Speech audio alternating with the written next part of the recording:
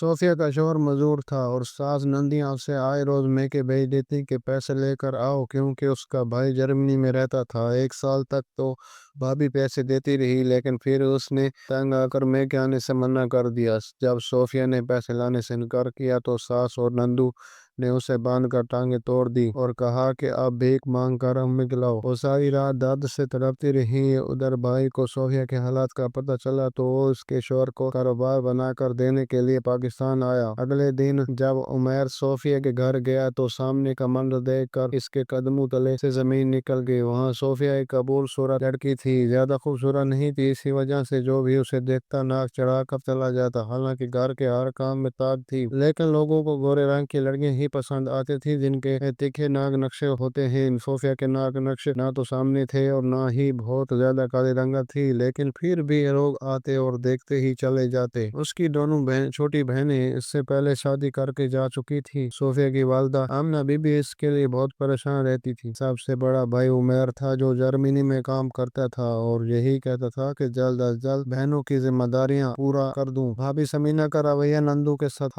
بہن جیسا تھا۔ اس نے بھی بڑی بھاگ دوڑ کی تھی، لیکن جب صوفیہ کی عمر 28-29 ہو گئی تو آمنہ بی بی شادی شدہ رشتے بھی دیکھنے لگی کہ اگر کسی کی بیوی کا انتقال ہو گیا ہو تو اس کے ساتھ ہی صوفیہ کی کر دے۔ صوفیہ بہت روتی تھی، لیکن پھر فیصل کا رشتہ اس کے لیے آیا جو پولیو کا مریض تھا اور ٹانگ سے لنگڑا کر چلتا تھا۔ اس کی دائیں ٹانگ بائیں ٹانگ سے کافی چھوٹی تھی۔ فیصل والوں کو صوفیہ پسند آ گئی کیونکہ ان کے اپنے بیٹے میں بھی عیب تھا۔ آمنہ بی بی نے تو جھٹ سے ہاں کر دی کیونکہ وہ بیمار رہنے لگی تھی اور چاہتی تھی کہ اپنی زندگی میں ہی بیٹیوں کی فرض سے سبکدوش ہو جائیں۔ صوفیہ نے اپنے دل کو سمجھا لیا تھا۔ جیسے ہی صوفیہ کی شادی پکی ہوئی، سسرال والوں نے باتیں بنانا شروع کر دی۔ کہنے لگے کہ آپ کی بیٹی زیادہ خوبصورت نہیں ہے، ہم نے تو اس کے لیے اپنے بیٹے کا رشتہ کیا ہے کیونکہ ہمیں پتہ چلا کہ بھائی جرمنی میں کام کرتا ہے، اس لیے جہیز اچھا رہی ہے۔ یہ سن کر آمنہ بیوی کا دل دکھا، لیکن وہ کچھ نہ بولی۔ وہ چاہتی تھی کہ بیٹی رخصت ہو کر اپنے گھر چلی جائے۔ دل کی مریضہ تھی اور آئے روز کبھی کبھی کچھ مسئلہ ہو جاتا تھا تو کبھی کچھ۔ اپنی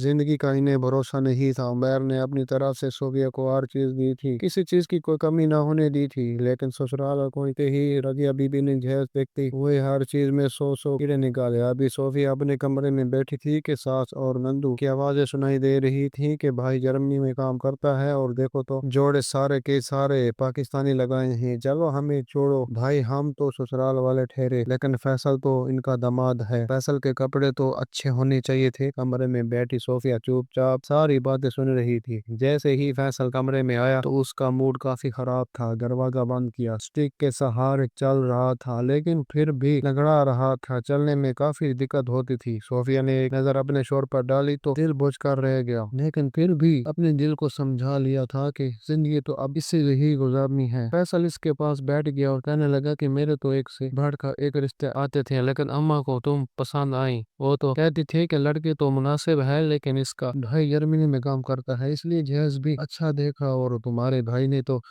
برادری میں ہمارا ناد رکھ دی ہے، ہر چیز پاکستانی دی ہے تو جرمنی سے کوئی چیز ہی لے آتا، سامان تو اچھا دیتے، میری تو زندگی برباد ہو کر رہ گئی۔ شادی کی رات بھی فیصل اسے شکوہ کرتا رہا، تعریف کیا کرنی تھی صوفیہ نے بھی کوئی جواب نہ دیا۔ بہرحال ایک طرز تھا جو اتر چکا تھا۔ اپنے شوہر کی محبت کی چند جملے بھی صوفیہ کو نصیب نہ ہوئے تھے۔ فیصل نے تو اسے منہ دکھائی پر بھی کچھ نہ دیا تھا سوائے تانوں کے۔ صبح اٹھی تو رضیہ بی بی کہنے لگی کہ ابھی تک تمہارے بھائی نے ناشتہ کیوں نہیں بھیجا؟ اپنی ماں کو فون کر کے بولو کہ ہمیں صبح 8 بجے ناشتہ کرنے کی عادت ہے، میری تو بھوک سے بری حالت ہو رہی ہے اور ان لوگوں کو کوئی احساس ہی نہیں ہے۔ نندیاں بھی بیٹھی ہوئی تھی، 2 شادی شدہ تھیں اور 2 غیر شادی شدہ، لیکن شادی شدہ نندیاں بھی اپنے شوہر اور بچوں سمیت وہیں موجود تھیں کہ بھائی کی سسرال سے ناشتہ آئے تو کھا کر جائیں گی۔ صوفیہ نے صبح ہی اپنی والدہ کو کال کر دی کہ اماں بھائی ناشتہ کب لے کر آئیں گی؟ آمنہ بی بی کہا کہ دونوں میاں بیوی شوہر کی سب سے بڑی اور مشہور بیکری پر گئے ہیں تاکہ اچھا ناشتہ لا سکیں، بس کوئی دیر میں پہنچ جائیں گے۔ کیا صوفیہ कोई बात हुई है? वो कहने लगी, नहीं अम्मा, यहाँ नाश्ता जल्दी कर लिया जाता है इसलिए पूछ लिया, कोई बात नहीं। कोई देर बाद दरवाजे की बेल बजी। दरवाजा नंद ने खोला तो सामने ही उमर और समीना थे। दिन के हाथों में शापर भरे हुए थे, पूरी, हलवा, बेकरी का नाश्ता, सब कुछ मौजूद था।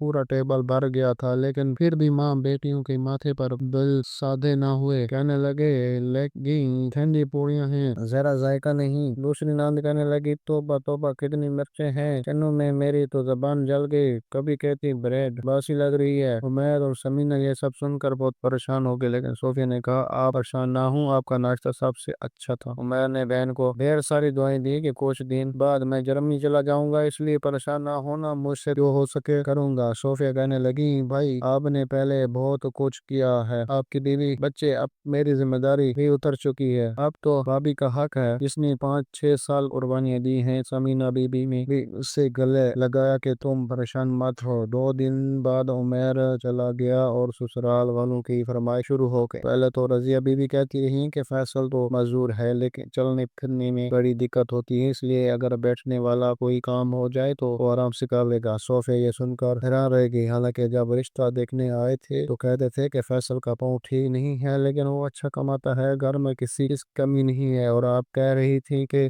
फैसल कुछ भी नहीं करता। फैसल के 2 बड़े भाई अलग रहते थे, लेकिन घर के अखराजात अपनी माँ के हाथ में रख कर जाते थे। 8 दिन में ही सोफिया को पता चल चुका था कि फैसल कुछ भी नहीं करता, पूरा दिन घर बैठा रहता है। माँ बहनें उसे भी औरतों की तरह ताने देने की बड़ी आदत करती थी। जब भी फैसल सोफिया के पास बैठता तो शुरू हो जाता कि तुम्हारा भाई जर्मनी में काम करता है, उसे बोलो पैसे भेजो ताकि मैं यहाँ कोई काम कारोबार शुरू करूँ। कब तक घर बैठा रहूंगा, और घर बैठ बैठ कर मैं वैसे भी तंग आ चुका हूँ। सोचते कहने लगी कि मेरा भाई वहाँ नौकरी करता है और उसका काम भी अच्छा नहीं चल रहा, वो तो अपना घर बड़ी मुश्किल से चलाता है। फिर हम 3 बहनों की जिम्मेदारियां उसी पर थी, अब जाकर सबकी शादियां हुई हैं, फिर उसकी बीवी बीवी है, 2 बच्चे हैं। या पैसा लगाने लगा, ये क्या बात हुई? अपनी बीवी बच्चे हैं तो क्या बहन को नहीं खुशेगा? अरे तुमसे पहले भी एक ही जगह मोरा रिश्ता तय हो गया, कल लड़की वाले मुझे अपनी दुकान देने को तैयार थे, जाती दुकान भी देंगे, मकान भी देंगे और साथ में कारोबार भी करवाएंगे, पर अम्मा को तुम पसंद आ गई। कहने लगे कि इसका भाई जर्मनी में काम करता है, तुम्हें इससे बढ़कर कुछ देगा। अरे भाई, अगर इतनी औकात नहीं थी तो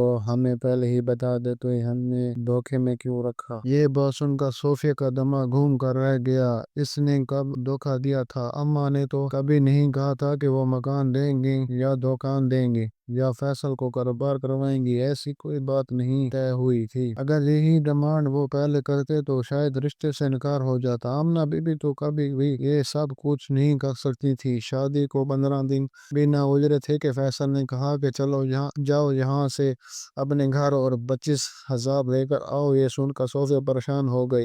वो कहने लगे, मैं कैसे 25,000 लेकर आऊं और क्यों? वो कहने लगा, क्या मतलब मेरे साथ धोखाबाजी कर ली है? अब तुम्हारा भाई इतना भी कम नहीं कमाता होगा, चलो जाओ अपने मेके और 25,000 लेकर आओ, क्योंकि बड़े भाई साफ इनकार कर चुके हैं कि घर का खर्चा नहीं उठाएंगे और मैं तो कमा नहीं सकता, क्योंकि बाहर की बात दौड़ मुझसे नहीं हो सकती, इसलिए जाके अपने मैके से 25,000 लेकर आओ ताकि महीना इज्जत से गुजर सके। सोफिया कहने लगी कि मैं क्यों जाऊं, इतना बुरा लगेगा कि मैं अपने घर वालों से जाके पैसे मांगू? वो कहने लगा, इसमें क्या बुराई है, जाओ जाकर पैसे मांगो, वरना फिर अपने भाई से बोलो कि मुझे कोई काम कारोबार करवाए। उसकी बात सुनकर सोफिया परेशान हो गई थी। उसने समझाने की कोशिश की, लेकिन फैसल कुछ भी सुनने को तैयार ना था। मजबूरन सोफिया को मैके जाना पड़ा। वालदा की तबीयत इन दिनों बहुत खराब थी, बार बार समीना ही नहीं अस्पताल ले जाती थी। डॉक्टर कह रहे थे कि हाथ का ऑपरेशन करवाना पड़ेगा, लेकिन अभी सोफिया की शादी पर इतना खर्चा हुआ था कि उमर मजीद पैसे नहीं पा रहा था। सोफिया ने वालदा से तो कुछ ना कहा, लेकिन समीना से कहने लगी कि फैसल ने मुझे इसलिए मैके भेजा है, कहता है कि मैं 25,000 लेकर आओ। ये सुनकर समीना भी परेशान हो गई कि अम्मा की दवाइयों पर बहुत पैसा लग रहा है, सोफिया में तो खुद घर के खर्चात बहुत कम कर रही हूँ, 25 तो एक अच्छी खासी रकम है। वो रोने लगे कि मैं कभी भी तुमसे इतना कहती थी, लेकिन बहुत मजबूर हूँ। अभी वो लोग बातें कर रही थी कि छोटा भतीजा भागता हुआ उनके कमरे में आया कि अम्मा दादी ادھر ہی نہیں رہی، یہ سننا تھا۔ یہ دونوں بھاگے دوڑے آمنہ بی بی کمرے میں گئی، والدہ انتقال کر چکی تھی۔ صوفیہ اور سمینہ رونے لگی۔ اس وقت عمیر بھی جرمنی میں تھا، اس لیے اسے چھٹی نہ ملی تھی۔ سمینہ کے بھائیوں نے تدفین کا انتظام کیا تھا، ساس اور نندیاں ہی آئی تھی، فیصل نے تو آنے کی بھی رحمت نہ کی تھی۔ لوگوں نے بڑی باتیں سنائی لیکن وہ کیا کہتی، نندیاں بھی بس گھڑی دو گھڑی کے لیے آئیں، افسوس کیا اور چلی گئیں، واپس کسی نے پلٹ کر نہ دیکھا تھا۔ عمیر وہاں پردیس میں رو رہا تھا،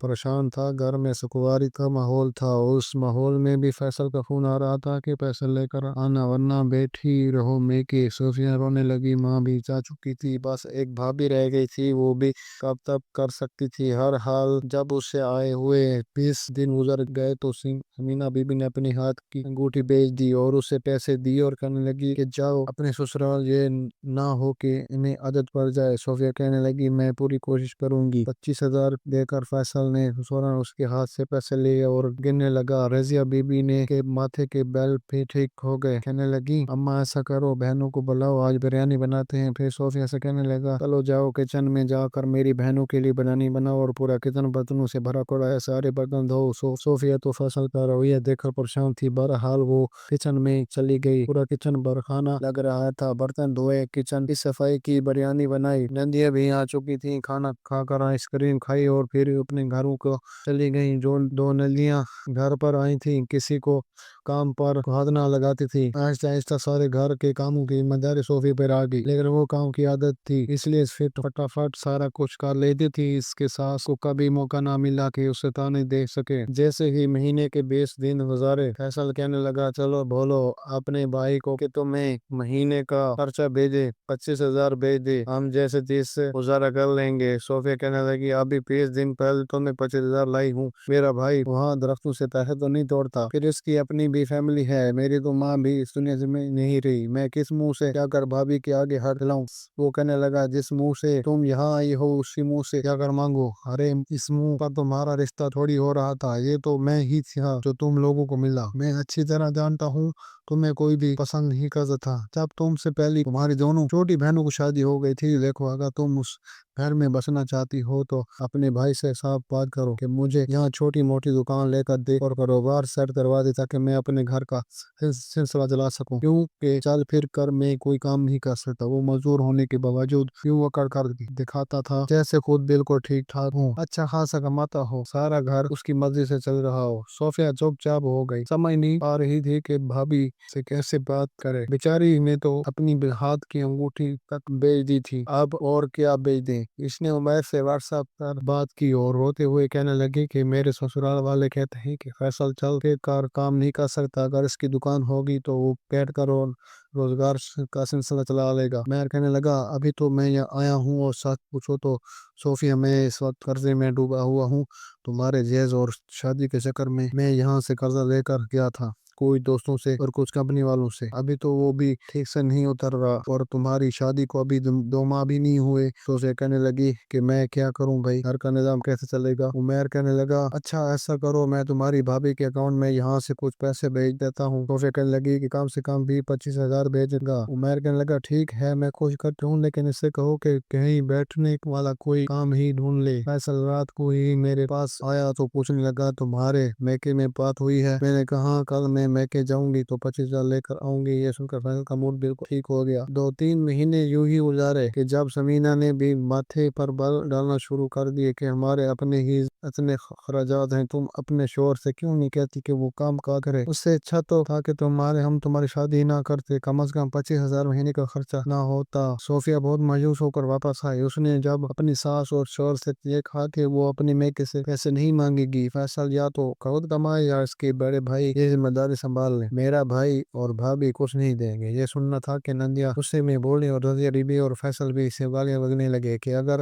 وہ لوگ پیسے نہیں دیں گے تو ہم تمہارا حشر بگاڑ دیں گے۔ صوفیہ کہنے لگی، جو کرنا ہے کر لو، لیکن اب میں اپنے بھائی کے سامنے ہاتھ نہیں پھیلاؤں۔ ساس اور نندیاں نے صوفیہ پر تشدد کرنا شروع کر دیا، اسے مارنے پیٹنے لگی۔ صوفیہ کا غصہ آنے لگا، اس نے ساس اور نندوں کو پیچھے کی اور کہنے لگی کہ ہر وقت آپ لوگوں کے تانے سن سن کر اور مار کھا کر میں تھک چکی ہوں، آپ کا بیٹا اگر موجود تھا تو میری زندگی کیوں برباد کی؟ تب تو آپ نے بھی کہا تھا کہ اچھا کماتا ہے، وہ تو ایک پائی بھی نہیں کماتا، پورا دن گھر بیٹھا رہتا ہے، میری زندگی برباد کیوں کی؟ یہ سننا سننا تھا کہ رضیہ بی بی کہنے لگی کہ اب تو میرے بیٹے کو معذور ہونے کا تانا دو گی، میں تیری دونوں ٹانگیں دل توڑ دوں گی۔ پھر یہی ہوا، اسے اتنا مارا کہ دونوں ٹانگیں بری طرح زخمی ہو گئی کہ وہ چلنے پھرنے سے بھی قاصر ہو گئی۔ پھر اسے پھٹے پرانے کپڑے پہنا کر کہنے لگی کہ اگر تو بھائی سے پیسے نہیں مانگی تو بھیک مانگ کر ہمیں کھلاؤ۔ صوفیہ کو باہر بھیک مانگنے کے لیے پھینک دیا۔ وہ بیچاری گیٹ کے پاس پھٹے پرانے کپڑے اور اجڑے ہوئے کپڑوں میں بیٹھی رہتی۔ بہت سے لوگ اس کی حالت پر رحم کھا کر اسے پیسے دے جاتے۔ رات کو ساس اور نندیاں اسے اندر لے آتی اور پیسے گنتی۔ صوفیہ کی جو زندگی جیسے برباد ہو کر رہ گئی تھی، وہیں کسی پڑوسی نے صوفیہ کی یہ حالت دیکھی تو ثمینہ کو بتایا، اور ثمینہ نے عمیر سے کہا کہ اس کے سسرال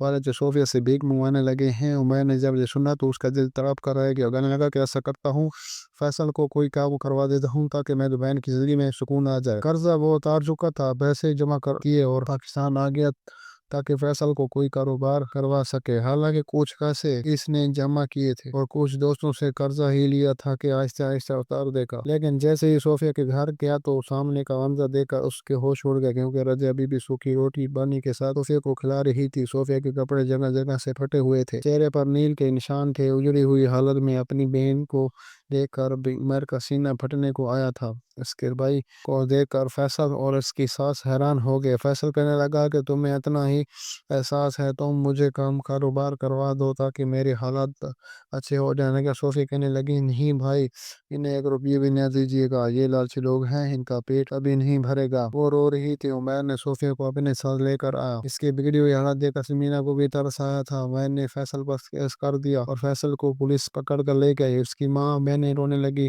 بڑے بھائی بھائیوں نے بھی کوئی ساتھ نہ دیا تھا۔ صوفیہ نے فیصل سے خلا لے لی، کیونکہ ایسا شخص جو لالچ میں آ کر شادی کرے، وہ اپنی ڈیمانڈ ہی پوری کرواتا رہے، وہ کبھی نہیں سدھرتا۔ جیسے حرام کی عادت پڑی چونکہ وہ ایسے ہی بہانے تراشتا ہے اور کبھی بھی نہیں کماتا۔ اگر عمیر فیصل کو کام کرواتا تو وہ چند دن ہی کرتا اور سارا پیسہ کھا پی جاتا، اور پھر صوفیہ کو کہتا کہ وہ اپنے بھائی سے مانگے۔ جو شخص بیوی کے کپڑے پھاڑ کر اس کے بال بکھیر کر اسے سڑک پر کھڑا کر دے کہ بھیک مانگو، اس شخص کی غیرت تو ویسے ہی مر چکی تھی، اس لیے وہ کبھی بھی اسے عزت اور دعوت نہ دیتا۔ ایسے شخص کے ساتھ زندگی گزارنے سے بہتر تھا کہ وہ اپنے بھائی کی در پر ہی بیٹھ جاتی۔ فیصل جیل میں سڑتا رہا اور اس کی ساس نندیاں اس سے قدر بدحالی کا شکار ہوئی کہ خود بھیک مانگنے پر مجبور ہو گئی۔ البتہ صوفیہ نے اپنے دل کو سمجھا لیا تھا کہ وہ بڑی پڑھی لکھی تھی، اس لیے سکول پڑھانے لگی اور اپنی زندگی ایسے ہی گزار دی۔ خدا کسی کو بیٹیوں کی زندگی برباد کرنے سے پہلے یہ سوچ لیں کہ زیادتی کرو تو زیادتی سہنی بھی پڑتی ہے۔ ہماری ویڈیو اگر آپ کو پسند آئی ہے تو ضرور لائک کیجیے، اپنی رائے دینا چاہیں تو کمنٹس کیجیے، اچھی لگے تو شیئر کیجیے۔ اس کے ساتھ ساتھ اگر آپ نے ہمارا چینل سبسکرائب نہیں کیا تو ضرور کیجیے اور بیل آئیکن پر لازمی کلک کیجیے تاکہ ہماری ہر آنے والی ویڈیو آپ تک بر وقت پہنچ سکے۔